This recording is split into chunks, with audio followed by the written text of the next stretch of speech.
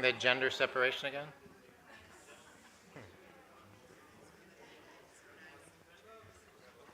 Okay, good evening, everybody. Very impressive. We said 5 o'clock start, and folks are here. Please give yourselves a round of applause. My pleasure to welcome, before we start the panel, to just make note to the panelists that a big portion of this room just spent the last week in the UAE and Bahrain, where we were engaging in helping to expand and further and deepen the Abraham Accords, the topic of this evening's discussion. So quite topical, and it is my pleasure to introduce Naomi Colton-Max, the chair of the executive committee and vice president of AMENU. Naomi. Thank you so much, William. Good afternoon, Tzoraim Tovim, and Wamasal Khair. In light of this panel, this trilingual greeting seemed most appropriate. The Abraham Accords, what's next? As William just said, many of us were just in the Gulf, and yesterday we heard Diane discuss that mission, and almost all of our speakers since then, including Prime Minister Netanyahu and Ambassador Knights, have emphasized the commitment to the deepening and strengthening of the Accords. I know we all look forward to hearing from our distinguished panel. As the United States Ambassador to Israel from March 2017 until January 2021, Ambassador David M. Friedman successfully guided unprecedented diplomatic advancements in the U.S.-Israel relationship, including moving the U.S. Embassy to Jerusalem and recognizing Israel's sovereignty over the Golan Heights. He also is among a small group of American officials responsible for the Abraham Accords, peace and normalization agreements between Israel, the UAE, Bahrain, Sudan, and Morocco, for which he was nominated for the Nobel Peace Prize in 2021. Ayelet Nachmias Verbin was appointed chair of the Israel Export Institute in January 2022.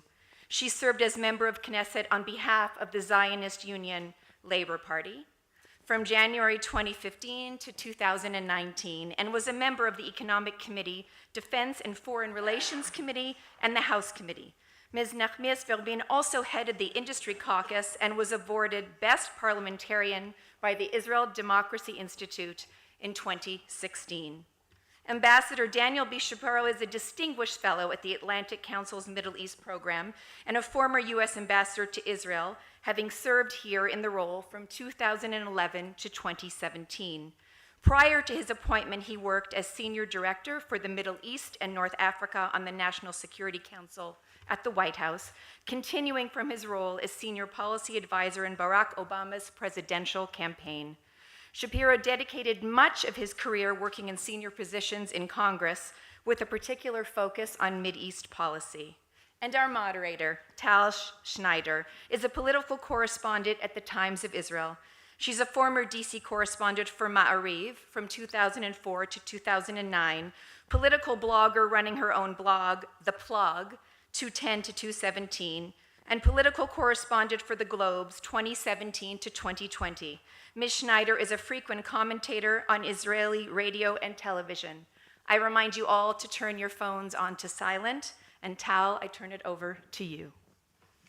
Hi, good afternoon. It's great to be here at the Conference of the Presidents. I've been here many, many times. I think maybe this is my 10th time or so. So every time, every year, it's a blessing. And I think maybe this is one of the only forums that kept on meeting during COVID, if I'm not mistaken, or at least halfway meeting. So it is just very good to be here again with you. And I am pleased to interview the three of you. I will start with Mr. Friedman. Asking just, we'll go just a bit into hot political questions, and then we'll move on. I have to do it, of course.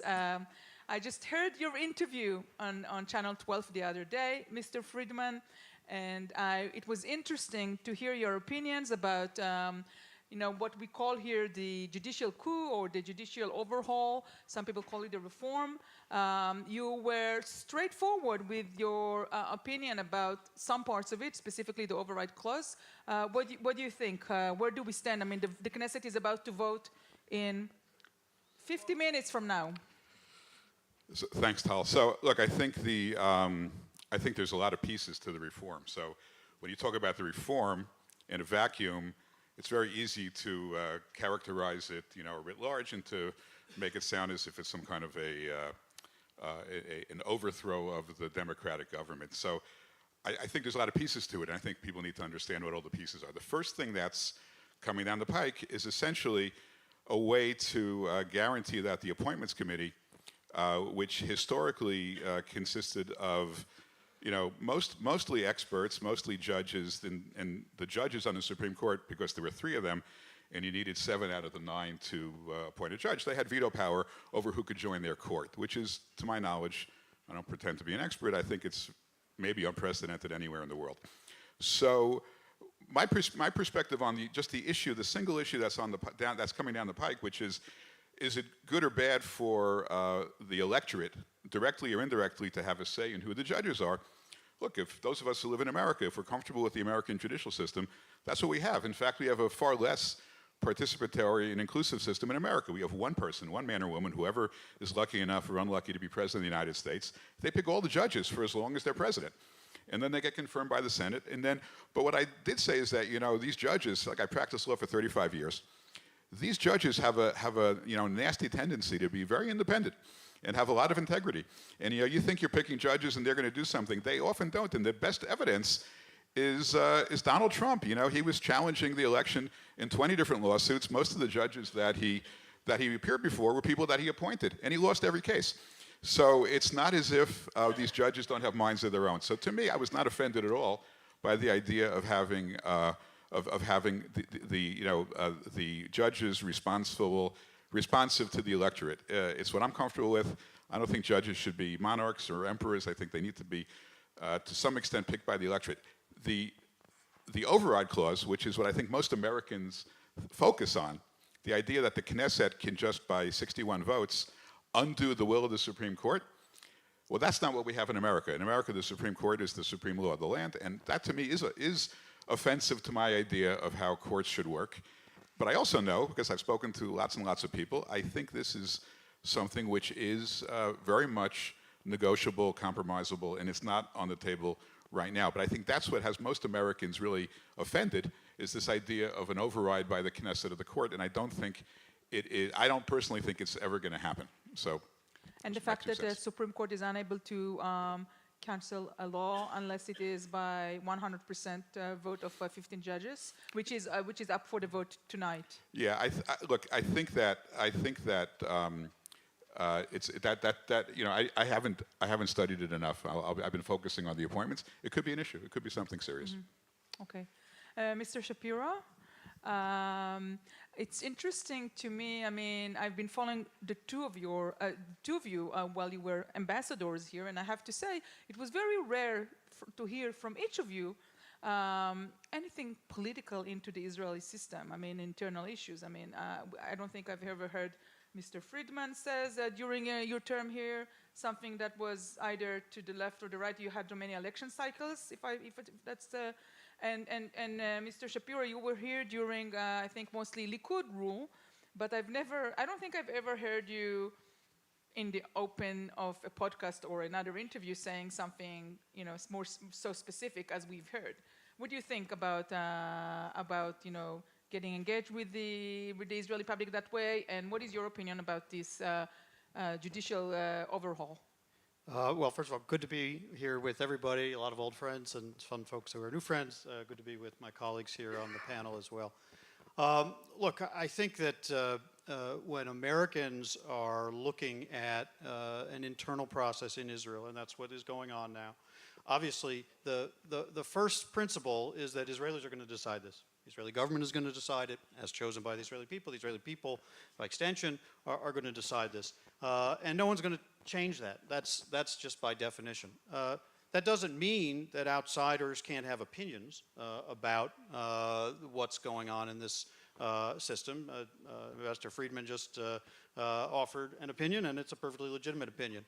And when you hear the totality of what's happening in the Israeli debate, which of course is itself a kind of a resonant feature of Israeli democracy, that there is such a wide public discourse on it, you hear very strong views.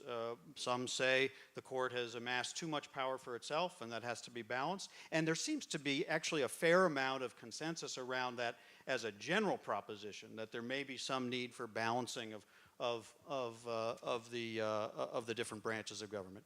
But then others, many who are out in the streets today, when they look at the totality of what's proposed, not necessarily the one provision that's being voted this afternoon, but the totality could result in sort of the opposite effect of the concentration of power in one branch of government, essentially in the prime minister, because the executive and the legislative are basically fused in Israel, and so there's no check and balance. Now, as Americans, we have sort of two different, I think, important perspectives to bring to that. One is our own experience, right? Our founders were very, very concerned about human nature, which tends to amass power, not share power, about the tyranny of the majority. And they worked very hard to put in place checks and balances and separation of powers, even in the case of judges, where the Senate, which sometimes is not the president's party, has to confirm judges. There's that feature, but it's across the system. Is our system perfect? Absolutely not. And we know it has many flaws. But those are important principles that I think also resonate as we look at this. And secondly, that the bond between our nations of two democracies and those common values and belief in those institutions, and belief that at the end of the day, even when there are sharp divides within a country, and there will be, that some degree of consensus is built around major structural changes. Those, I think, are worthy comments, even by friendly outsiders. In fact, I can't think of a friendlier outsider than President Biden and his ambassador here. So what's been said by the president, the secretary, and Ambassador Knights, I think falls well within that category. Just one question, Mr. Shapiro. You've been living here for 12 years already? Yes. I mean, you are more than a citizen than some of the Israelis. I'm not a citizen. I'm an American citizen. Thanks. I'm sorry? I'm an American citizen. Thanks, though. Right, but you are, okay, it's not a citizen. It's like a resident, an Israeli. More than many people, and you know Israel from in and out after so many years. Do you think that Israel is not going to be a liberal democracy anymore? Look, again, it's not really for me to make that judgment, but I'm listening to the debate among Israelis. And again, not necessarily talking about the one feature, but talking about the totality of what's been proposed and the speed with which it's being moved. And when you listen to people who are former chiefs of staff of the IDF and former Shin Bet heads and former Supreme Court judges and attorneys general and Mossad directors and central bank governors, most of them, by the way, appointed by Benjamin Netanyahu. Right. And they are the ones saying there's a real risk here about the concentration of power that will remove checks and balances and put at risk some of those democratic principles and institutions. One has to listen and take that seriously. Okay, we'll move on to the Abraham Accords, the reason we gathered here. So I want to start by thanking David Friedman for being one of the people who helped the country. I mean, as an Israeli, as an Israeli citizen, I think we definitely owe you a big chunk of thanks to this amazing opportunity and amazing change in the region. But I will come to you back to you in a minute. I want to have Ayelet answer first. Can I start with something though that is, out of protocol? Okay, sure. Not many Israelis get a chance and the opportunity, like I have now, to thank both administrations for their undying commitment to Israel. And this really, sitting here with you, Ambassador Shapiro and I have been friends forever. Ambassador Friedman and I was actually really wanted to be when the capital moved to Jerusalem, and I said, you don't have to be, you can be a member of a left-wing party and still want to be there when the American embassy moves to Jerusalem. So I really want to thank you for the amazing work that you've done, and also Ambassador Knights, who's also a good friend, really his involvement within the Israeli society. I want to tell you, and I want to thank you, because I want to thank you to the communities that you're coming from. This is so not obvious, the continuous support, and this is... All true. Yeah. All true. Yeah. So thank you. We got a lot to thank to Obama for the MOU, the assistance, and there's another MOU on the table at the moment. So it is we'll need to do All more presidents, thanks in the near all future. presidents. Ayala, take it to the Abraham Accords, 2.5 years in. How do you see Israel's business thriving? I have to say, we know there is a great deal of work done on the Emirates, but maybe not enough work done on the Bahraini front. What do you think? These are two very, very different markets. The Israeli have the tendency of saying, okay, UAE and Bahrain are the same. I think Ambassador Friedman will vouch when I say these are very, very two different societies. You know, they all sound the same to Israelis sometimes, but it's not. It's different countries with a different atmosphere when it comes to the Abraham Accords. And we also should not take out of this, you know, of the equation Morocco, which is so important, and now Sudan. And hopefully in the future, probably not in the very near future, but maybe in the future also Saudi Arabia. But the idea is to understand that business is really progressing within the connection between Israeli companies and on the ground in the UAE. Just not too long ago in the Export Institute, we participated in a huge conference called the Arab Health. Now, Arab Health, you need to understand, this is like one of the largest conferences in the world, largest exhibitions in the world for health technologies. And it's amazing, you know, I remember a year ago I was there with President Herzog. And this year we like doubled or even tripled the amount of companies who went there. So we also see it in the numbers, by the way. I think Bahrain is a different opportunity in that sense, even though the UAE could also be considered as a gateway to Africa and to other regions in the world.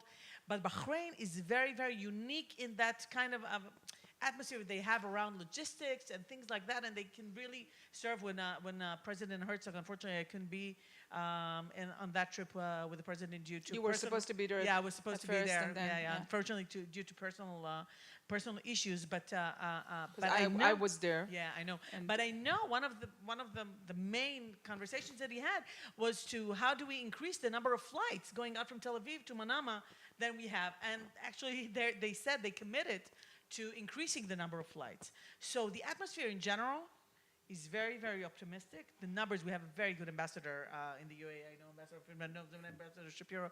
Also Ambassador Amir Hayek is a very good ambassador, very, very active. So the companies have somewhere they can land on. We also have a commercial attaché in Abu Dhabi on behalf, in Dubai on behalf of the Ministry of Economy, who also works very, very closely with the Export Institute. So in general, no question, we see progress that is, you know, it's going forward all the time. We need to make sure, you know, that the atmosphere here allows it to continue the same path. Mr. Friedman, you know, I've been with the president to Bahrain. Actually, I've been twice to Bahrain. I haven't been yet to UAE at all. Didn't have the chance to be there. But in Bahrain, for example, when we began 2.5 years ago, the Israeli way of thinking was this is a gateway to Saudi Arabia. It's an opening, a way to enter the Saudi market from the back door. The Saudi will not, you know, the Bahraini agreement happened because the Saudi kingdom approved it in backdoors diplomacy. And there were a lot of hopes that you can enter the Saudi market, which is much bigger, through the Bahraini. And from what I understood speaking with the ambassador out there, it's not happening yet. And Bahraini people themselves said, you know, if you're not going to enter the Bahraini agreement with some commercial content, then what do we do here? Is this like the weak link? You know, I don't think there's a weak link. I think you have to really understand how the Abraham Accords are set up. I mean, the right way to look at the Abraham Accords, every one of them, look at it as a triangle, right? You have at the base of the triangle, you have Israel and you have a Muslim country, and at the apex of the triangle, you have the United States. None of these countries, not a single one of them had a Dreyfus moment, and all of a sudden they woke up one morning and said, we are Zionists to the core and we're going to support the state of Israel. It's not the way this works. All right, the way this works is every one of these countries, as they should, looks at every opportunity in terms of how it affects themselves and their people. And the way each one of these agreements is structured is we created win-wins for Israel and for the Muslim country. And each one was different. UAE was different from Bahrain, which was obviously very, very different from Sudan, which is very, very different than Morocco. And in each case, it was about the United States, not Israel, the United States, actively finding a way for the relationship to surface. These relationships were existing covertly for many years. You know, every one of these countries had received an Israeli intelligence officer or maybe higher at various times over the last decade. But surfacing the agreements, surfacing the relationship was critical. And in each case, we had to find a way to do it where, you know, it was worth the risk for the country to normalize with Israel. In all these cases, it all requires the care and feeding of the United States. I mean, Israel cannot normalize with Saudi on its own. They can't advance. They can't give Bahrain what it wants without the United States helping. It's, you know, when we were talking to all these countries, and I think what we did differently, we said to every country, okay, look, you want this, we want that, we all want to accomplish the things, but one more thing, we want you to normalize with Israel. Okay, we put it on the table. And then we said, this is one of our asks, and how do we get there, and how do we do it? It's not ideological, it's not spiritual, it's practical, it's hard, you know, hardcore, you know, realpolitik negotiations with other countries. And that's how Bahrain will advance further. That's how Saudi Arabia will, and I am confident they will normalize.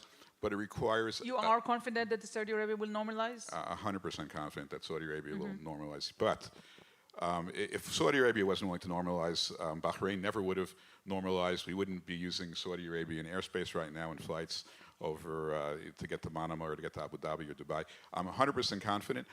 But, you know, the U.S. has to just really engage. And the relationship's not great with some of these countries and the U.S. I mean, the UAE is disappointed in the U.S. because of the drone attack and the response. The Saudis are disappointed. So which one of the drones attacks? The UAE drone attack, but which one of them? No, okay. Yeah. So it's what I'm saying is that you know, look, the trip from the fist bump with you know, Biden and MBS you know, was not a great moment. I'm not here to advocate for the current administration what their policies should be. I have my own views. I'm not in government anymore. But the policies as they exist now may be serving some other purpose, but they're not serving the purpose of advancing the Abraham Accords. Okay. Mr. Shapiro, you know, if we go back to history and geopolitical developments, you know, back then, if you look at the end of the 70s when Carter was the president, the Democratic president, he managed to pull Egypt out of the Soviet influence and get it in line to be, you know, and drive it through, you know, a peace with Israel, the peace accord, with the, you know, maybe the most important peace accord Israel has done after years of war. What do we need to do right now in order to, you know, democratic administrations or maybe in the future Republican administrations to get Saudi Arabia more engaged in a way that it will be much beneficial to them to be on that side, you know, out front and not just behind the scene? What do we need to do? Well, first of all, I want to just add my endorsement of all the good work that was done by David and his colleagues to help bring about the Abraham Accords. I think it is one of the most positive, frankly, development in the Middle East in many, many years, certainly most of my career. And I'm very engaged right now in my work at the Atlantic Council on an initiative called the N7 Initiative, which is trying to help broaden the participation in the building a new multilateral community within the region, so that it's not just done by leaders and foreign ministers and even just by business people, but by experts across many, many different domains. I'd be happy to talk more about that initiative and the work we're doing, but it's to further this very, very promising development. And by the way, while I'm not involved with the administration, I spent some time advising them on other matters, but I do think they've been very committed to this with the Negev Summit, the Negev Forum, and the ongoing effort to try to bring more benefits from those agreements to the people, something, again, we're engaged in from the side of a think tank. But look, bringing Saudi Arabia into this story is a huge opportunity. It's something that I think was at least part of the motivation for President Biden to go there last summer, even knowing he would take a fair bit of criticism from various quarters, including from his own party, his own political base.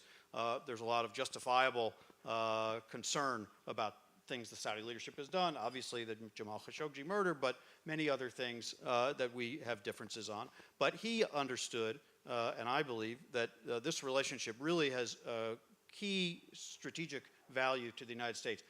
Apart from, in addition to, but also apart from the prospect of normalization with Israel. Saudi Arabia, because of its role in energy markets, because of its influence in the broader Arab and Muslim world, and because of the competition that goes on between the United States and Russia and China for influence in this part of the world, it's critical that they be as much as possible aligning their understanding of their interests with U.S. interests. Now, of course, there are things they want. They want security guarantees. They want various weapons provided. They may want, over time, access to civilian nuclear energy technology. This is often mentioned as one of the things the United States might provide in the context of a normalization agreement with Israel. And so, you don't go to Saudi Arabia, as the president did, unless you're willing to at least have those conversations about what is the United States going to provide into this relationship, but also what are our expectations of Saudi Arabia. And look, Saudis have, at least the current leadership has, I think, mixed views on this, and they may believe it's possible to sort of capture all the benefits they want and all the guarantees and all the protection they want from the United States, and also maintain a kind of relationship with China, or even Russia, probably it's more with China, that is not fully aligned with the U.S. proposal. So that's going to be a challenge. It's not about recruiting them and others against Iran as an axis to, it's not more about that, it's more about entering into their commercial interests, tourism, and so on? Look, I think the overriding U.S. interest, and you can see this in how policy has been conducted, first and foremost is of course, revitalizing the NATO alliance and defending Ukraine against Russia, and positioning ourselves for a long-duration competition with China for influence, which goes on everywhere, not just in the Indo-Pacific. So I think that is the overriding process. But obviously, there are other more direct regional issues. The United States should coordinate with all of its regional partners, Saudi Arabia, UAE, Israel, others, to ensure, A, Iran never gets a nuclear weapon, and to also counter Iran's spreading of mayhem and weapons and sponsorship of terrorism all over the region. Absolutely, Saudi Arabia must be a key partner in that. But, these things have a give and take. There are things Saudi Arabia wants from us, and there are things we should be able to want from them at the same time. But in all of that context, the opportunity of helping Saudi Arabia take the step forward out from behind the curtain. I agree. You don't get Bahrain normalizing without Saudi more or less approval to that. And we have lots of signals that this is where the Crown Prince eventually wants to go. But that's a real opportunity. The only thing I would also add about that is that other factors like the Palestinian issue are not absent from this story. We've already seen certain, I think, brief but real pause or some chilling effect, not moving backwards, but because of tensions around Jerusalem, around the holy sites, around settlement. So you mean that right now there's a chilling effect because of the current government going on Temple Mount? Well, One of the obviously, ministers? the reports are that Prime Minister's visit to the UAE was postponed after Minister Ben-Gvir went to the Temple Mount. Of course, the UAE just introduced the resolution at the UN condemning the settlement announcement, which the United States seems to have negotiated down to a presidential pulled it out tonight. presidential statement, right? So, and of course, the Negev summit, which is supposed to be held in Morocco in March before Ramadan, rumors are that it's not going to happen then. It's probably going to be delayed, and that may be also all related. You're giving us a lot of scoops here on the stage. So if... Right now. I'm just an analyst. Let me just get I'm off the just an stage analyst. and go back to the desk. I'm just an analyst. I can't But really stay here at the moment. Last sentence on this is, if the goal, as it should be, is to get Saudi Arabia also into a fully normalized relationship with Israel, one should probably take into account that the Saudis aren't going to want to be at least embarrassed or at least put in a difficult position at the same time or the same news cycle or even 3 months after, that they so no normalize more Israel, and then something very negative happens on the Palestinian issue, or that makes it so that impossible for them to state with any degree of credibility that they still believe a two-state solution is possible. That is their position. Right, so no more walk on the Temple Mount for Ben-Gvir for the near future, we hope. By the way, I want to add something. You just I don't hope that. You don't hope that doesn't go up? I don't hope anybody doesn't go up on the Temple Mount. The Temple Mount should be accessible to people of all faiths, and that's I don't hope that, I hope Muslims go on the Temple Mount, I hope Christians go on the Temple Mount, and I hope Jews go on the Temple Mount. Fair But hold on just a second, Ayelet. As long as Mr. Friedman with the mic, if we have a problem of being unable to promote issues with the Abraham Accords, which are so important, and the price is being more resolved or reserved here with the way we, upset the Jordanian or upset the Palestinians, doesn't it worth it to be a little bit more, how do you say that, cautious? Forever? I mean, what does that mean, cautious? I mean, this is... Just until we sign the agreement with Saudi Arabia. and then Just we walk, kidding. and then somebody goes on the Temple Mount and we cancel it? I mean, this is... No, we need to... I think Israel, needs to be... less tentative. That we're giving a lot to these countries. We shouldn't be so, we shouldn't be looking at it as if they're doing us a favor. I went to Abu Dhabi. I met with someone who I respect tremendously, the foreign minister, Sheikh Abdullah bin Zayed. I went right after the war ended in Gaza last summer, and every day the news in Abu Dhabi was coming from Al Jazeera. No other place. They get their news from Al Jazeera. And the word was that Israel was targeting apartment houses and just engaging in wholesale killing of Palestinians. And I went there and I said, "Holy cow! Believe me, that's a lot worse. That's a lot much worse news than Ben Gvir going up on the Temple Mount." And I said, "How are we doing?" I was nervous. I went specifically to find out, how are we doing? And he said, "We passed with flying colors. We get it. We understand it. Look, all these countries, they don't support Israel's view, on the Palestinians. They're not, but they look at it as an issue. If you, go speak to any of them, they'll say, look, we don't agree on all issues. What we do agree is that we can sit and we can talk to each other, we can normalize with each other, we can have relations with each other, and we can still talk about the Palestinians, but that issue is not going to stop us from normalizing." And that's really the core of by the way, it's no different than Canada. It's no different than the UK. Israel doesn't agree with either of them on the Palestinian issue, and we still have relationships. That's the model. And so Israel can't manage its relationships in a way where we have, walk on eggshells and be afraid of offending anybody. That's not going to advance the cause of peace. Okay. Ayelet, how many times, if at all, the Palestinian issue comes up in business meetings between people from the Emirates and the Israelis? And the other question, if I may, Saudi Arabia has, investing lots of money in tourism at the moment. Big money, the 2030 project. Israeli companies cannot probably participate with an Israeli front, but can they do business with setting up a different, software companies? I mean, we're not talking about tourism per se, sending planes and so on. We're talking about technology opportunities for Israeli tourism industry or other innovations that will help, technology that is related to their big budget investment in tourism for 2030. I started my political career with Yitzhak Rabin, who won the March 1st would have turned 100 had he lived. So 101. 100. No, 100. He was born in 1923. So on March 1st, he would have been, 100 years for Rabin. Anyway, Anyway, just pointing out that I'm familiar from up close with the Palestinian issue, and surprisingly enough, it doesn't come up ever.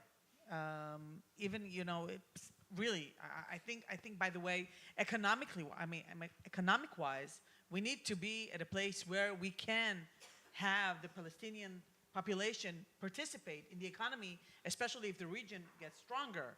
And we would like them. I think we share that with both ambassadors. I think we want them to be able to enjoy economic prosperity in the region. So, in that respect, but diplomatic-wise, really, it never comes up. I think maybe a little bit in Bahrain, but not as a topic, but sometimes maybe as an atmosphere. And that is something that we need to kind of, let it sink in, and we need to understand that the Arab world is not exactly what we had expected in respect to the Palestinians. And now I can tell you, from my previous careers, having been with Egyptians, Jordanians, Palestinians in a room for very, very, very long hours, when Jordanians and Egyptians go out, they are completely, completely disconcerted about the Palestinian issue. Even alas, because we have the Palestinian issue on the table. I mean, we're the Israelis. We are the one carrying it on our shoulders. So in many, many, many ways. Because we want, for instance, we want East Jerusalem to be a part of the Israeli economy. Now, with what's going on, I can tell you as an industrialist, and we just sold, my family's company, we just sold it 3 months ago. We are employing Arabs from East Jerusalem. This is something that should be highlighted, but sometimes, it's reason for big concern because we have gone through 2 terrible, terrible terrorist attacks in the past month.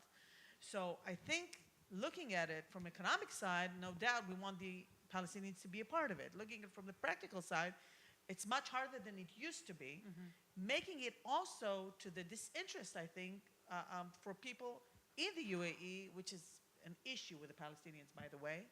I think I don't want to, I don't want to talk about it. I feel uncomfortable talking about it. How can Israeli companies, I don't want to say disguise themselves, but behave in a diplomatic way in order to be in the business, in this growing business, in countries that are not? I mean, you are, you're an expert on export.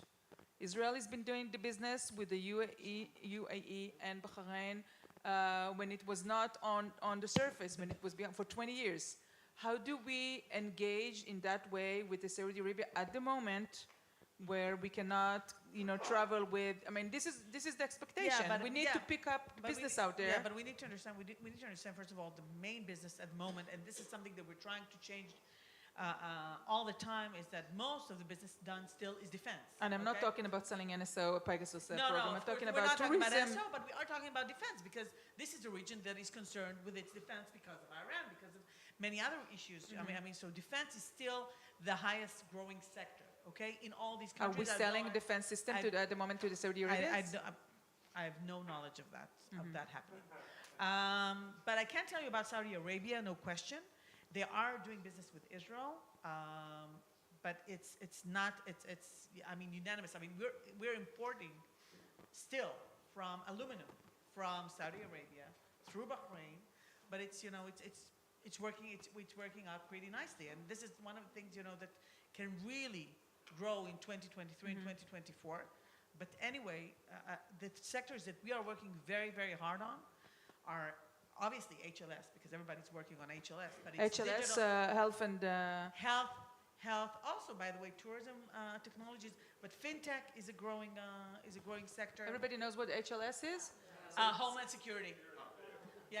Sorry. It's like so. This is like such a jargon. Homeland Security software. Homeland Security services. Services of all sorts. Smart cities, which is a growing sector. Cameras in the streets. That's what you mean when you say smart cities? Smart cities, camera, but not. I'm going to be your translator. Yeah.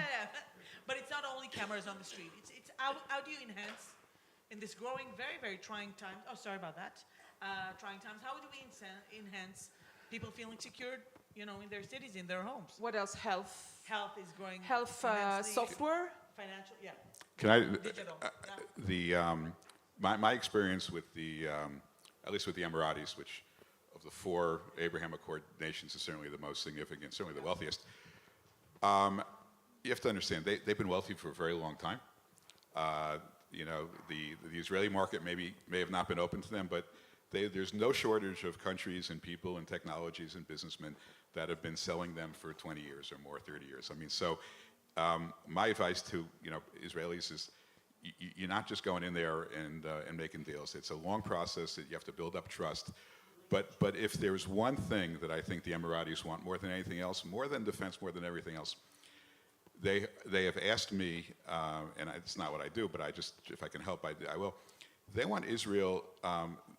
They don't want to invest in some company and make 20% of their money. I mean, they've done that, and they can do that any number of ways.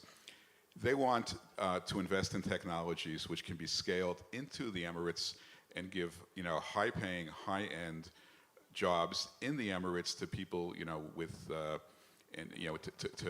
will spawn people to become engineers and scientists and doctors. I mean, the country is a victim of its own success.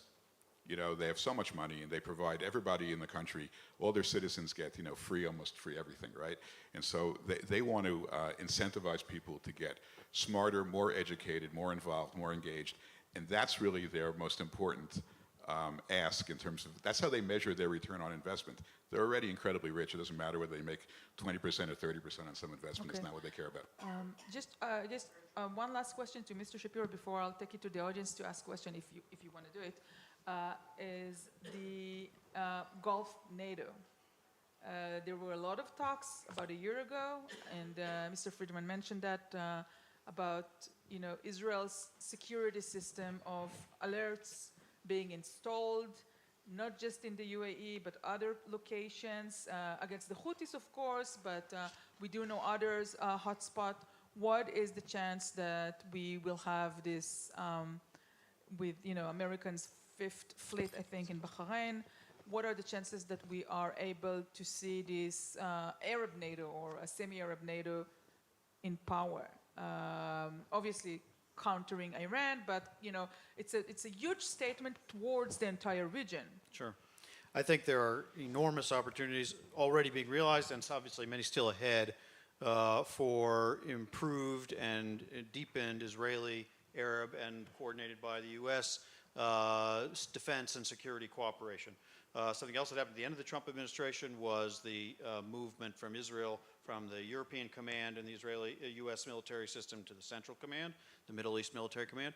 And the Biden administration has really carried that forward with a very significant deepening of joint exercises, sometimes announced, sometimes not announced, sometimes not all the participants are announced, but in which Israeli military is working hand in hand with UAE, Bahrain, sometimes Saudi, Egyptian, Jordanian, and other Even Pakistani other were regional part partners. of those Well, drills. so the opportunities for engagement goes much deeper than we sometimes see at the surface. There's now an Israeli liaison officer at the CENTCOM Fifth Fleet headquarters in Bahrain.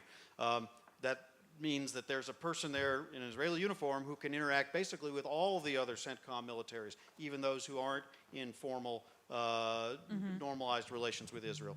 Of course, the United States and Israel themselves just did a massive military exercise, Juniper Oak, clearly rehearsing the possibility of offensive and well advertised as such offensive operations against Iran if that ever became necessary. But I think we should also be cautious. There's frankly some mistrust between Arab states that might make getting them to the full commitments that NATO countries share with each other harder to get. There's some resistance, and understandable, by certain parts of the Israeli system about certain technologies being deployed in countries where they might not necessarily give it the full protection that Israel would always want to have that technology. So it will take a long time, I think, to build something as robust as a NATO kind of joint defense guarantee of mutual, mutuality. But there is a sharing of intelligence at the moment. But there is a great deal of sharing of intelligence. There's a great deal of improving of coordination and interoperability for certain kinds of operations. And I think that's going to continue, and that trend is very, very positive. Okay, great answers. Very interesting. Yes, so we'll take a couple of questions. I think we have until 6:15. Is that right? Do we have until 6:15 or until 6 p.m.? 6:15. So we do have some time for questions, and if we won't have enough questions, then I'll continue speaking. But yeah, okay. Please, sir.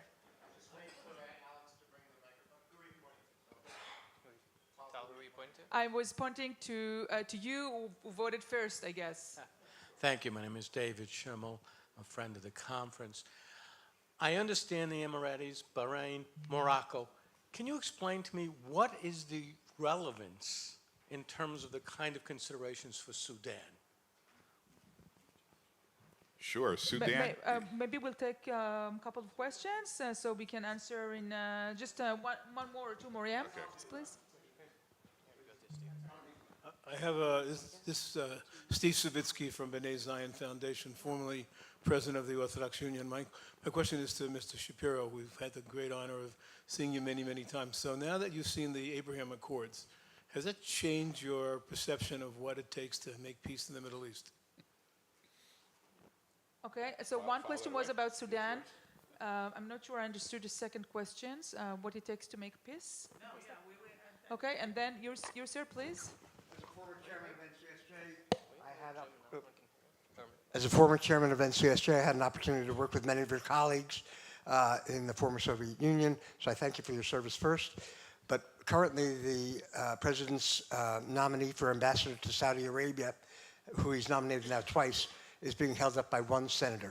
How concerned are you about that in terms of the Abraham Accords, and how involved should we be at trying to convince him, especially those of us who have relationships with him, about changing his position? Okay, Mr. Friedman, do you want to go Yeah, it first? sounds like one for me and two for you, I think, is what the way I counted that. Yeah, I'm not sure. Okay, so I'll answer the Sudan question. So Sudan has been a terrorist state for quite a while, and it provided a corridor, a very dangerous corridor for arms shipments that went through Sudan into Egypt, into the Sinai, where primarily ISIS, but other terrorist groups had access. So I mean, Sudan has been a big problem for Israel. You know, the Egyptians had not been able to fully, even partially, interdict a lot of the arms shipments. So getting Sudan on the right side of the relationship was very important. Now they did a lot of good work, and we were able to take them off the terror watch list, or the definition of a terrorist state. We said to them, look, you know, like we did with everybody else, you want to be taken off the terrorist state categorization? Well, number one, you have to earn it, which they did. Number two, you need to normalize with Israel. Number three, if you do those things, we can provide you, this is a very poor country, we can provide you with some grain and some other assets that will make your lives easier. So the main advantage of Sudan, I mean, it's a very different place than any of the other countries, but the other countries represent huge upsides to Israel.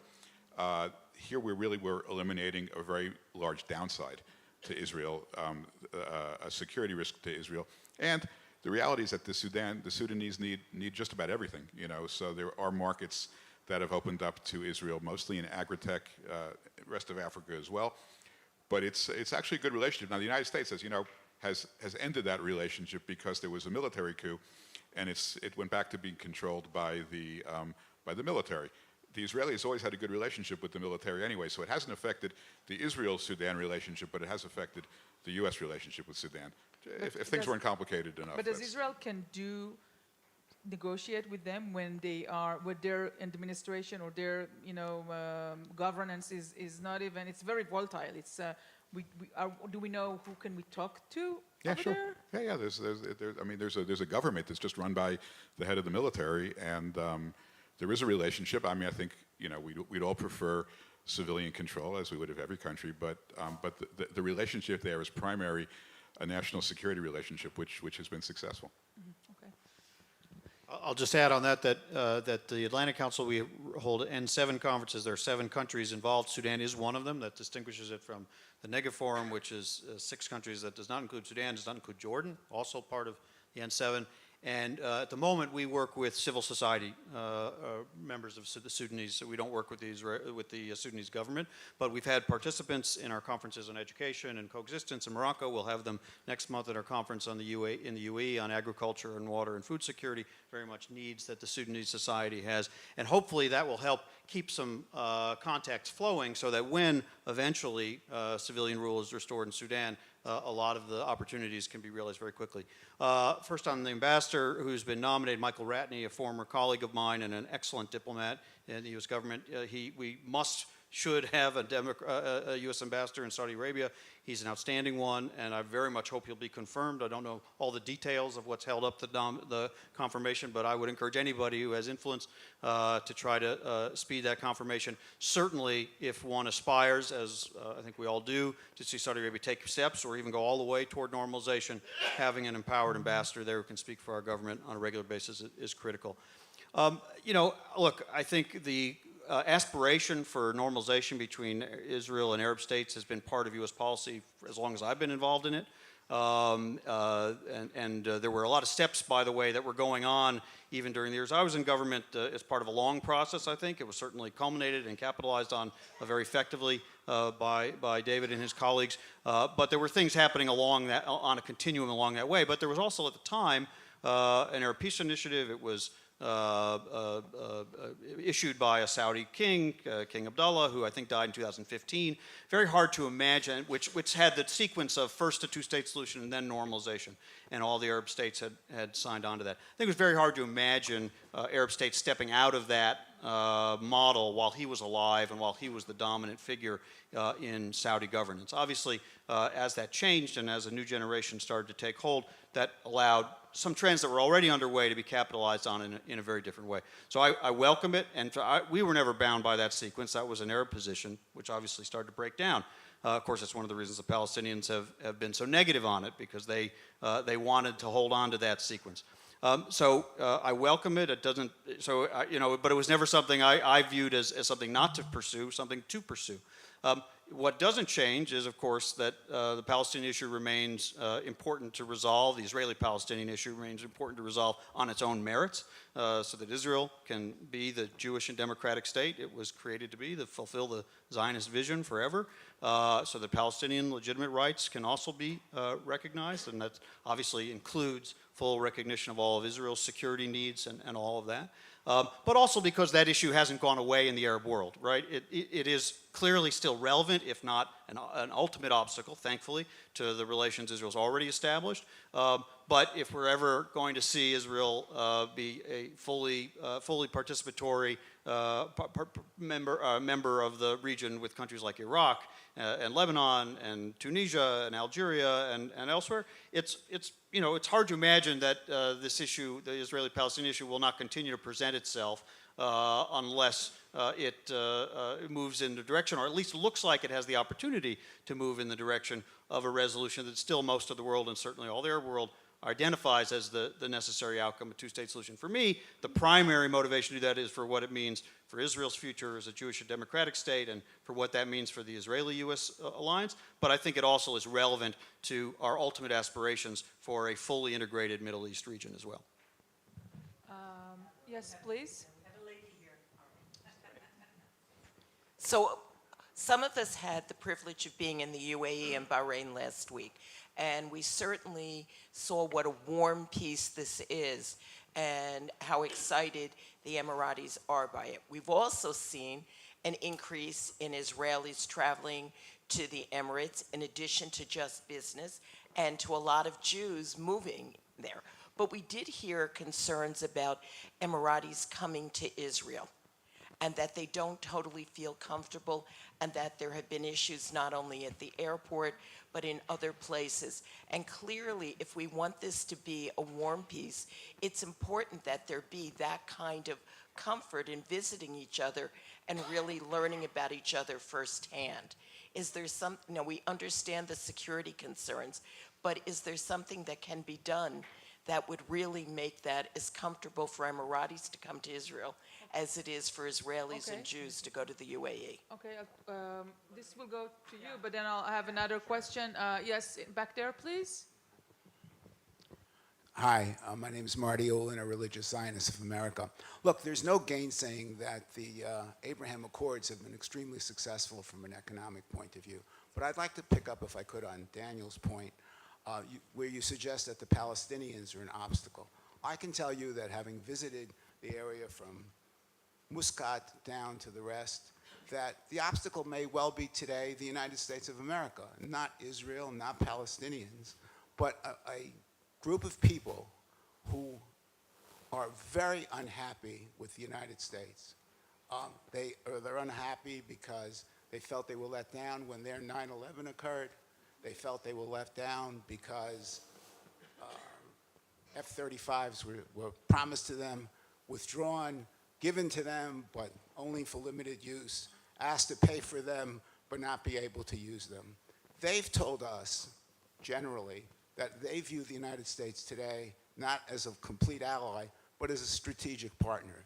And they view Israel as a strategic partner. So isn't it fair to say that some of that discomfort that we see whether we're talking about Saudi Arabia moving forward, has to do more, Daniel, with the United States and its current policies than anything else. You know, the 7 weeks of non-responsiveness was raised at every level, at every ministry. So, yeah, they're successful, but yet there are Okay. a bunch of people who are terribly unhappy Yeah, with it. I'm not sure I understood the question, but you understood the question? Which part? Okay, Ayelet will answer first to the. I'm gonna take the easy question. Okay. Good choice. I think. No, what I wanted to say is that we see Emiratis coming to Israel. At the beginning, by the way, it was more. The numbers were higher. But we still see them, and we see representatives of the free zones coming to conferences to Israel.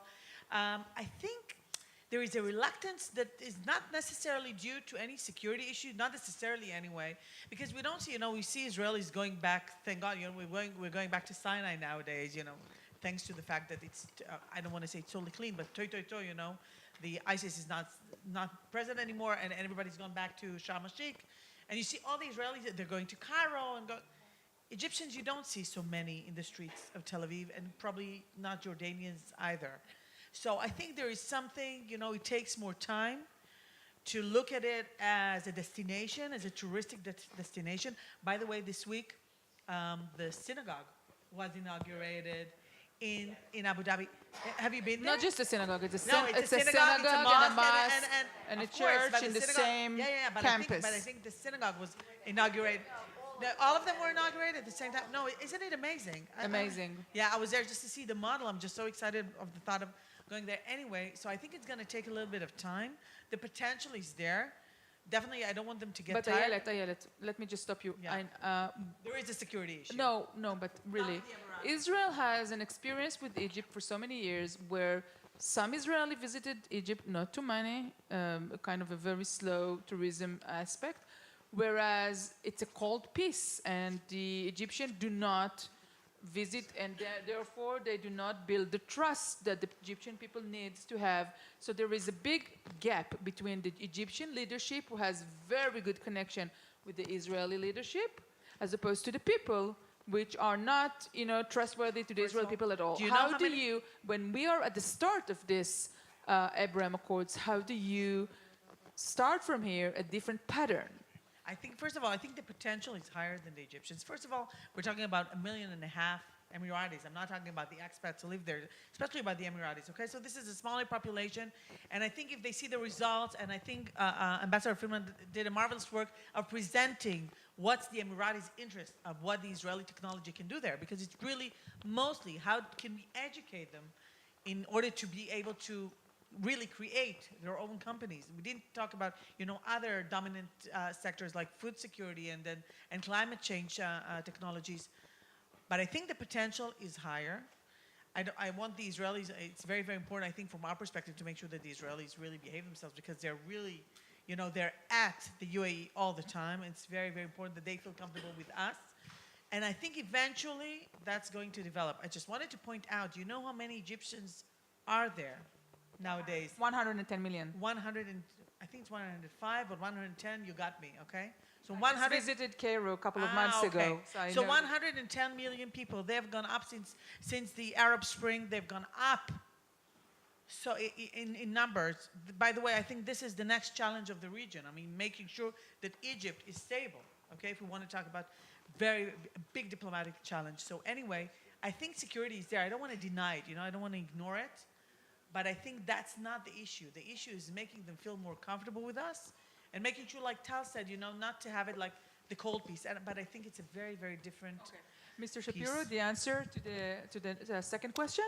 Sure. I think there's almost a perpetual feeling by many countries in the world, but let's talk about the countries you're referring to in the Gulf, that they may not get everything they want from the United States. And, people want things, and every relationship has give and take in it. The particular case, I think, that was mentioned, or several that were mentioned, one was the Houthi attack on Abu Dhabi in January of last year, and I'm sure more could have been done and faster about that. Actually, I think a lot has been done since then, to improve the coordination and improve the communication and to even review that particular incident. So I'm interested and even a little surprised that it was raised with the intensity you're describing, because I thought to some degree that had been dealt with between the two governments.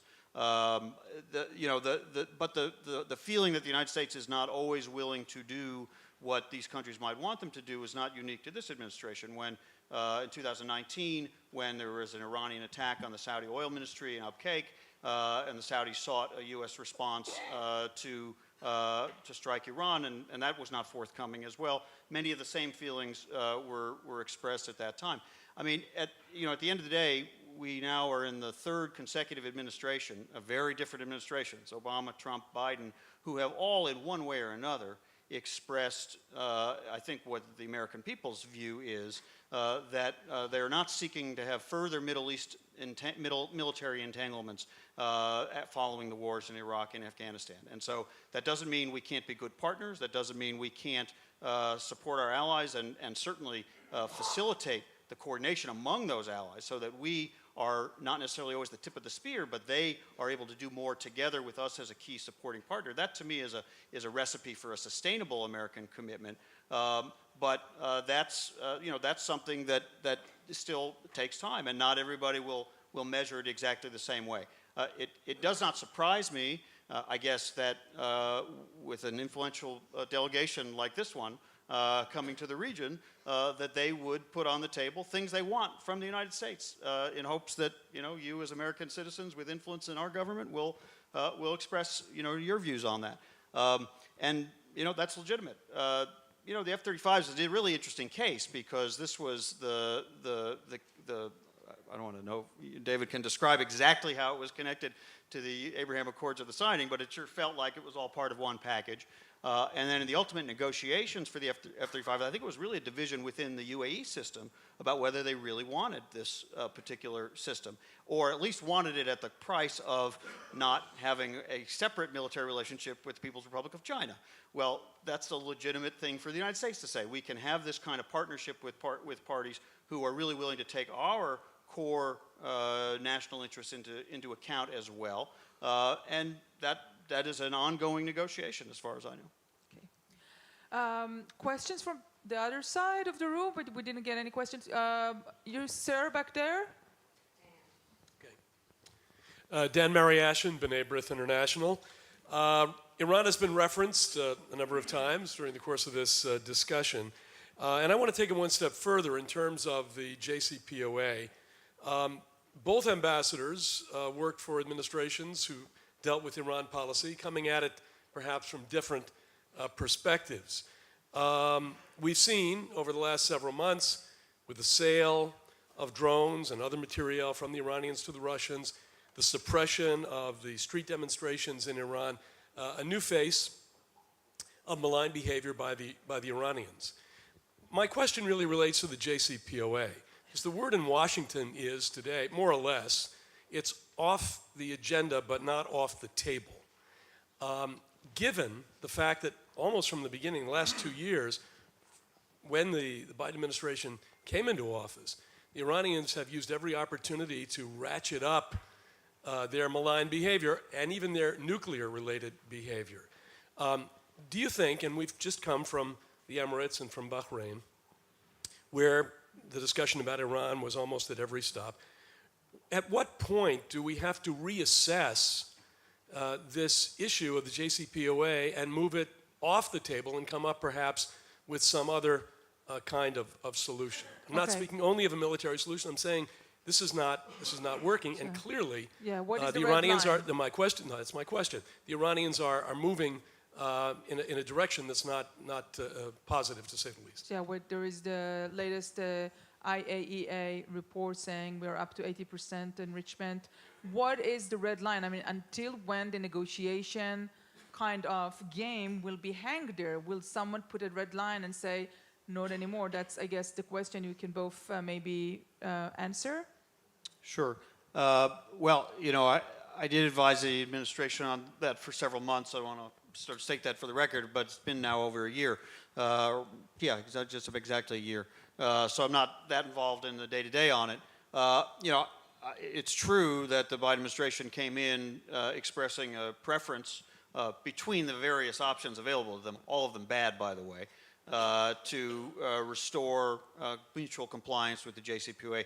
But I don't see that as a viable option at this point. It was available in March of last year, and the Iranians then put on the table something completely unrelated and unacceptable, asking for the IRGC to be removed from the foreign terrorist organizations list. President Biden refused that. It was again available in late August, early September of last year, and again the Iranians put on the table something unrelated and unviable, seeking to have the IAEA safeguards investigations of undeclared nuclear sites where there's been suspicious activity canceled. That was unacceptable, and President Biden refused it. And basically since then, as you said, we've been in this new phase where Iran is brutally suppressing peaceful protests by the people of the brutality that their government treats them with on a daily basis, and has now become a military ally of Russia, targeting civilians in Ukraine with their drone and maybe other technologies. So to me, that has made a return to the JCPOA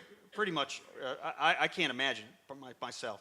I can't imagine it happening as a function of a negotiation between the two. I also can't really imagine it being viable because there are things that mutual compliance requires from the U.S. side with the JCPOA, which are really not viable in a time when Iran is suppressing its own people in the way that it is and targeting Ukrainians in Russia. So I do believe that it's important, and I think the discussion is underway. I'm not saying there's a resolution exactly for a new approach. The urgency is real, as Tal just mentioned. The enrichment has increased even now maybe above 60% to 84%, at least a little bit. That's a sign that they are inching closer. This, of course, was one of the concerns about losing the time that the JCPOA originally brought, that we might not be in that situation until some years from now, but that's what we're in now. Clearly, one more sentence, clearly deterrence has to be a critical component of any new post-JCPOA approach, so that the Iranians understand that certain activities, enriching to 90%, weaponization program, various other deployments of technologies would trigger some kind of response. And that's why I was quite pleased by the way not only the Juniper Oak exercise was conducted, by the way it was advertised. Clearly putting on the table that there is that form of deterrence as part of this policy in this next phase. Yeah, Mr. Friedman, before you answer, let me just focus this a little bit. Both Mr. Bennett and Mr. Lapid claimed during their tenure, their short tenure, but important one, they claimed that the fact that they were working behind the scene and not being blunt with the administrations about their goals, they managed, for example, to get the International Revolutionary Guards, keep it as a terror organization, and then they managed to get the administration not to sign so fast into the second JCPOA and so on. And what do you think in the perspective you have, and you have a long perspective, is it true that the fact that they work behind the scene as opposed to the former and current Prime Minister Netanyahu, was it a better way to conduct business with any kind of an administration in the United States? Yeah, I don't really think it's relevant to either way. I mean, they might have done a good job or a bad job, but at the end of the day, I think the most significant thing that the United States has done in the last decade was to kill Qasem Soleimani. I mean, that was the only thing we did that actually scared Iran, and I don't think anything else had any positive effect at all. I think the reality is that there is no, without debating the wisdom of the JCPOA, we don't need to debate that anymore. I think it's a dead letter. I think we can all agree there is no, and there has never been any protocol in effect, any agreement in effect, any enforceable obligation in effect that would ultimately prevent Iran from acquiring a nuclear weapon. We can debate the timing, but Iran is on a glide path to a nuclear weapon, and the question really is, what are we going to do about it? Now, I want to do something that may shock Dan Shapiro, but I will give credit to the Biden administration for Juniper Oak. I think that was a very important thing, because historically, the typical coordination between the U.S. in Israel was something called Juniper Cobra that probably only you and I are familiar with. And Juniper Cobra has been primarily a defensive exercise. Juniper Oak is offensive. That's terrific. Kudos to the Biden administration for doing that. But at the end of the day, the question is who's going to stop Iran from acquiring a nuclear weapon? They're going to get there. And I think they're following the model of North Korea, which is that, you know, if you're a malign country with a lousy economy and nothing to give your citizens, you better get a nuclear weapon if you want to stay in power. And I think that's essentially their modus. And I don't trust them. And I don't think that any agreement really can hold their feet to the fire. What I do think is essential is to have credible deterrence. I don't think the United States can really offer that deterrence right now. And again, I don't mean to get political about it, but the U.S. right now is up to its eyeballs in the Ukraine. They got issues with China. I think the last thing they want is to be saber rattling with Iran right now. And I don't think Iran considers America to be a particularly significant threat. The only threat that really will make Iran take notice is Israel.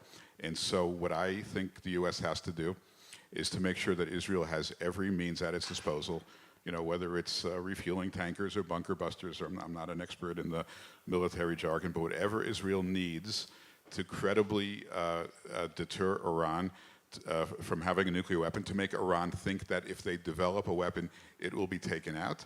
I think we need to give Israel. I think that's the only means of avoiding this threat, and it may not work either. I mean, we may have to confront a nuclear Iran, but I hope that that's what we do. I think we need to help Israel achieve the deterrence that's necessary.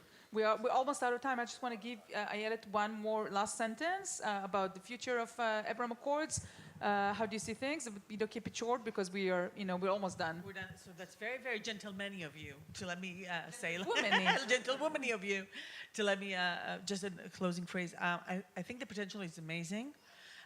We see it every day. We see it with the amount of missions that we have and conferences and exhibitions that we have. But I also want to say, again, I'm going to end with what I started with. I think the alliance between Israel and America enables Israel to do amazing, amazing things. And I feel indebted. And it's, you know, this is a weird thing. I'm a citizen of Israel. I'm raising 3 children here. Am I indebted to another country in which I'm not a citizen of? So yes, in many, many ways. And again, I feel committed to the strategic relationship with the communities that you come from. And I want to thank you for that. And thank you to the Conference of Presidents for having me here today. Thank you, everybody, for being with us. We just have a quick presentation. If the ambassador can have one of the ambassador's microphones. Ambassador, thank you. I think we're breaking some kind of protocol up here. Too many ambassadors together, but you know, I'm Fitz Haney, my first year at the COP. I'm a board member of HIAS, and I was a former U.S. ambassador to Costa Rica. Very fortunate to have both these gentlemen as colleagues and friends. Ayala, thank you for all your service also to Israel and also the Israel-U.S. relationship, and Tal Toda Chaba for monitoring this as well. We would just like to present you guys with a small token of our appreciation for participating and talking about such a important aspect. As someone who accidentally took out their Israeli passport 10 years ago in the UAE on a trip instead of my US passport, I've been invested in the Abraham Accords since day 0. So I think we all think it's a transformative moment for the Middle East. And as Ambassador Knight said last night, it is now part and parcel of US policy and part of the US-Israel bilateral relationship. So thank you all. Thank you all. Thank you so much. It's such a pleasure.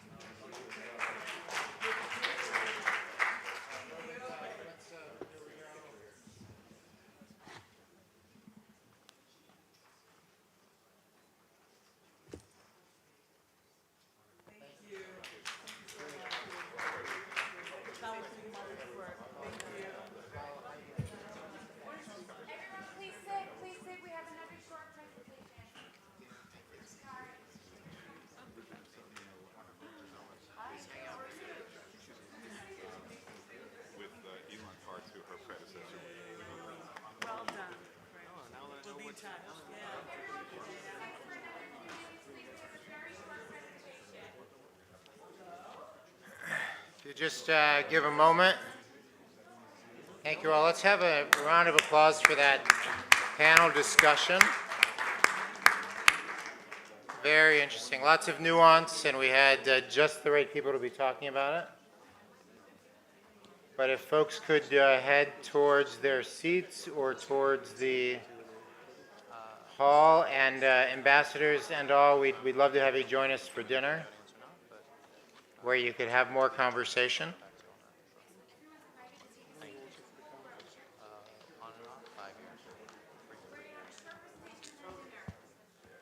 There we go. Thank you. Ambassador, Ambassador. Ambassador Hohenlein. Ambassador Shapiro. Please join us for dinner, David, if you are available. So it is my pleasure to, this is actually the introduction I've been most looking forward to today, which you can imagine means a lot, having been involved in with introductions of the Prime Minister and the opposition leader and so many other ministers. Our event today was supposed to be at Nefesh B'Nefesh. Shh. We were supposed to be at Nefesh B'Nefesh tonight. We were going to be hosted in the beautiful new headquarters facility in Jerusalem of Nefesh B'Nefesh that you must go see. It is right adjacent to Cinema City. When we were at the Foreign Ministry on Thursday, I'll point out where it is. You were all encouraged, our next speaker, who I'm sure will invite you to go look at Nefesh B'Nefesh. It's an amazing place to hang out. It's an amazing place to have an event. It's an amazing place to see the miracle that is Nefesh B'Nefesh firsthand. As many of you know, in August of 2001, Nefesh B'Nefesh was formed with a great idea, which was that there were many North American Jews who were interested in making Aliyah, but for relatively minor reasons, some sort of barriers, were unable to do so. A small amount of money they needed, if you can believe it, government bureaucracy. Yeah, who would have thought Israeli government bureaucracy would be an obstacle? And so two individuals, Rabbi Fass, who is right here in front, and Tony Gelbart, whom we'll hear from in a moment, came up with this idea of having a sort of a one-stop shop to facilitate making it easier for Jews to come home to Israel. And in those 20 years, 75,000 Jews have come home to Israel. I've seen it firsthand with my daughter, who was a soldier here. And it is just amazing what they do to make it so that those barriers to entry aren't there, and that it is easy, relatively easy, to make Aliyah. So we will now hear from Tony Gelbart, who is a businessman and philanthropist and a co-founder and chairman of Nefesh B'Nefesh. He's a serial entrepreneur who has founded, grown, and successfully led several companies in various industries through exits to both public and privately held buyers. He was appointed by President George W. Bush as a council member of the U.S. Holocaust Memorial Museum, and he serves on the National Board of Directors and advisor to the President of the Jewish National Fund, a proud member of the Conference of Presidents.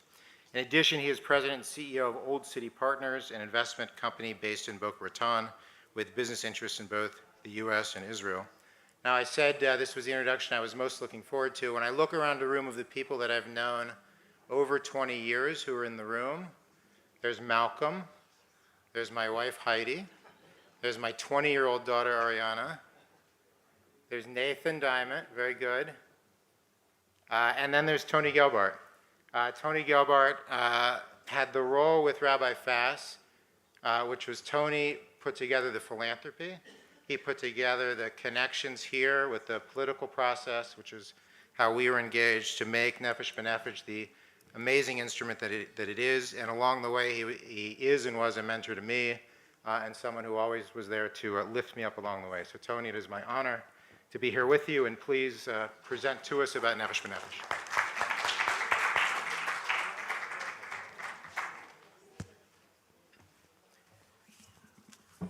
Thanks, William. It's a pleasure to be here this evening. Diana, Malcolm, William. First of all, I want to mention something. Malcolm was on our first board at Nefesh B'Nefesh, and our newest member of the board is William. So it's coming full circle after 20-something years. But it's good to see a lot of you. I got to know a lot of you over the years, especially some of your kids who made Aliyah, or relatives who made Aliyah. So that's a wonderful thing to see how they progress here in Israel, and just to see the great faces, and so honored to be here. One of the most And as William said, we were supposed to have this beautiful event at our new campus. So yes, you're all welcome anytime, tomorrow, the next day, whenever. You're all welcome to come visit. We'd love you actually to visit and see what we do. A lot of people think that Nefesh B'Nefesh is just about Aliyah. It's the main thing about it. But, as an outshoot and helping the government, the Jewish agency, promote Aliyah and helping Aliyah. But we're going to show a short video here, which will put a lot of pictures instead of a lot of words from me. It's going to be a very interesting thing for you to see. It's quick, it's vibrant, and you'll learn a lot about Nefesh B'Nefesh in a very, very short time. And Tony, I forgot to say, the reason we're not at Nefesh B'Nefesh is because of, maybe it goes without saying, the city is locked down because of the protests. And Nefesh B'Nefesh is, as you'll see when we're at the Ministry of Foreign Affairs, is in the heart of sort of the governmental district of Israel, near the president's, near the presidency or the foreign ministry. It's really among the beautiful things about where it is because it's a part of the institutions that make up Israel now. So that's why we're not there. That's why we're here. Thank you for making your way here. And sure, and we're also across the street from the Supreme Court, so we get a lot of action in that corridor there. It's amazing, but it's fun, it's vibrant, it's a really place where we're supposed to be. But I'll give one thing. When over 20 years, when a plane comes in or we're involved in a plane, I sit there and I stand back and I fell. I'm always so excited to see. People say, isn't it boring? It's sort of like 65 flights you've been on. It's got to be boring. It's never boring because if you see the people on the plane, it's like the people represented here. All denominations, all political viewpoints. I mean, Ashkenaz, Sephardi, it doesn't really make a difference. It is Am Echad, it's one nation, and they're all coming to make Israel their dream come true to come to their homeland. We're going to give you a little taste of what this looks like on a video, but also in your room, you're going to get, I hope it works out well, you're going to receive a bag, you can look over there, with a bunch of goodies in it. But it's not just any goodies, these are goodies, these are companies that were formed and products were made by Olim who came to Israel, and you'll love it, it's great. Especially if you're hungry and you get the munchies at midnight. So, yeah. Let's see the video if we can. That'll be great. Thank you all for having us here.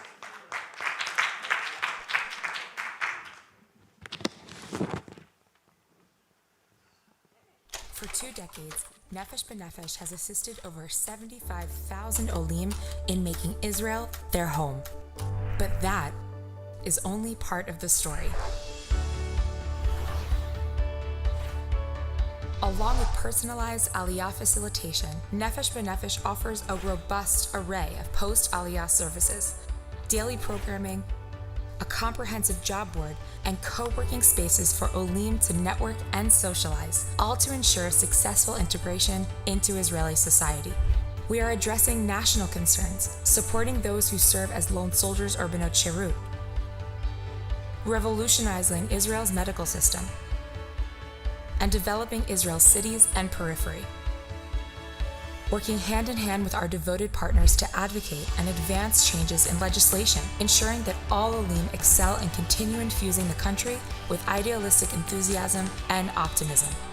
Developing initiatives aimed at educating Olim and Jews worldwide to the centrality of Israel and empowering them to improve their local communities and pursue their professional goals. Recognizing and celebrating the outstanding achievements and contributions of our Olim who are encapsulating the spirit of modern-day Zionism. All this comes together at our Nefesh B'Nefesh Aliyah campus in Jerusalem, which serves as the central stage for the celebration of Aliyah and integration and actualizing dreams to build a stronger Israel. For 2 decades, Nefesh B'Nefesh has and will continue its mission to facilitate, advocate, educate, and celebrate the miracle of the Jewish state and Aliyah, and we are excited by the promising future of connecting tens of thousands more to our homeland.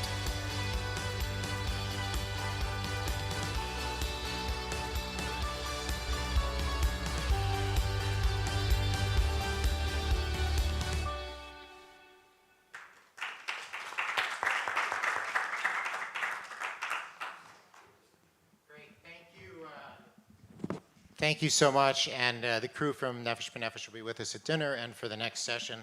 And so please be sure to thank them in person. And thank you for dinner. And we look forward to celebrating at Nefesh B'Nefesh in person when traffic allows. Rivka, now we're going to dinner? So we're going to dinner exactly where lunch was. So out the door, make a couple lefts, and then what time, how much longer is that? You will have dinner until 7:15, and then we'll come back in this room. And we have a great panel on the U.S.-Israel relationship. You can check out your app for details. And then after that, I think we'll just have about 12 more hours of these panels. We're going all night. Arsen Ostrovsky here will be the late shift. So thank you all very much. I think it's been a fantastic day, and we're in the home stretch here. We will get re-energized at dinner and then figure out U.S.-Israel relations. Thank you.